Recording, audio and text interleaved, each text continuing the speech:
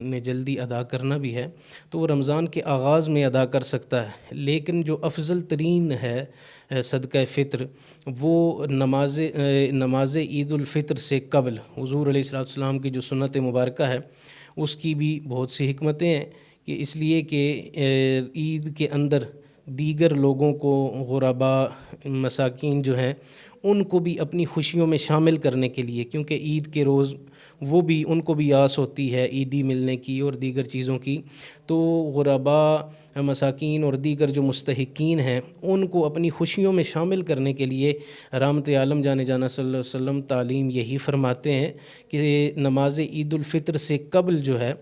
وہ صدقہ فطر کو ادا کرنا افضل ہے، یعنی جتنا نماز عید الفطر کے قریب قریب ادا کریں۔ باقی اگر کوئی رمضان کے آغاز میں ادا کرتا ہے تو قبول تو وہ بھی ہو جاتا ہے، لیکن رمضان سے پہلے ادا کریں گے تو وہ صدقہ فطر نہیں ہوگا۔